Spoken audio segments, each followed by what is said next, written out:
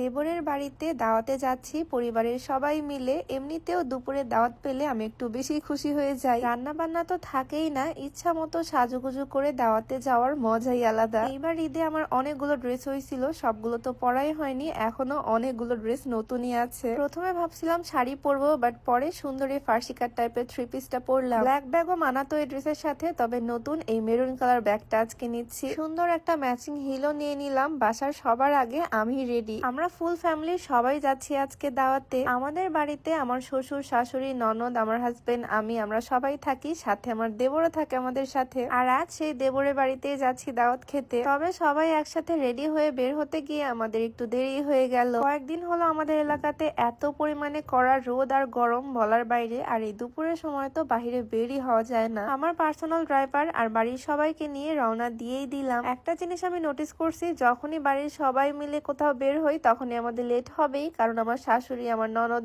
আমরা সবাই মেয়ে মানুষ, আর মেয়েদের রেডি হতে একটু সময় লাগেই। তো এদিকে মাঝপথে আমরা মিষ্টির দোকান দেখে নেমে পড়লাম, মিষ্টি আর দই নিয়ে নিলাম এখান থেকে। আন্টিরা সবাই আমাদের জন্য ওয়েট করতেছে, আমরা আসলে একটু বেশি লেট হয়ে গেছি আজকে। দই মিষ্টি গাড়িতে রেখে আমরা আবারও রওনা দিয়ে দিলাম। দুপুরে যদিও রাস্তায় গাড়ি ঘোড়া একটু কম, মানে রাস্তায় প্রেসার কম, তবে এই জায়গায় এসে আমি পুরাই অবাক। দুপুরের এই কড়া রোদেও এত এত বাইকের সিরিয়াল শুধুমাত্র তেল নেওয়ার জন্য। দেশের যে কি একটা পরিস্থিতি, আসলে চিন্তা করলে আমি পাগল হয়ে যাচ্ছি। এত লম্বা লাইন এই পেট্রোল পাম্পে এসে তেল নেওয়ার জন্য। তবে দোয়া করে যাতে দেশের এই পরিস্থিতি আমরা খুব তাড়াতাড়ি ওভারকাম করতে পারি ইনশাল্লাহ। তো কথা বলতে বলতে আমরা চলে আসলাম, আর এই যে আমার দেবর, সে বাড়ির নিচে ওয়েট করতেছে আমাদের জন্য। আমার সমস্ত সুন্দর সুন্দর ভিডিওগুলো কিন্তু ওই করে দেয়। এখন তো আমরা গিয়ে সবার সাথে দেখা করে খেতে বসে পড়বো। তবে তার আগে তোমাদেরকে দেখাতে চাই আমার স্কিন কেয়ারের জন্য নেওয়া নতুন দুইটা প্রোডাক্ট। এই পাপার সোপটা কিন্তু অনলাইনে বেশ ভাইরাল, আর আমিও নিয়ে নিছি। এই ফেস সোপটা মেনলি স্কিনটাকে ব্রাইট করতে হেল্প করবে, স্কিনটাকে ডিপ ক্লিন করতে হেল্প করবে। সোপ দিয়ে ফেস ক্লিন করার পর এই সিরামটা ইউজ করতে হবে। চোখের নিচের কালো দাগ, ফেসের কালো দাগ দূর করবে এই সিরামটা। এই সোপ এন্ড সিরামটা ইউজ করার 8 থেকে 10 দিনের মধ্যেই তোমরা ইফেক্টিভ রেজাল্ট বুঝতে পারবা। প্রোডাক্ট গুলো তোমরা ভ্যানিটি বাই আসনুবাতে পেয়ে যাবা, পেজটা আমি ডেসক্রিপশনে মেনশন করে দিব। ওরা সেকেন্ড ফ্লোরে থাকে, আমরা সবাই মিলে চলে আসছি। আমার শ্বশুর শাশুড়ি, আমার আরেক দেবর, আমার ননদ, সবাই একসাথে গল্প গুজব করতে আমরা ব্যস্ত।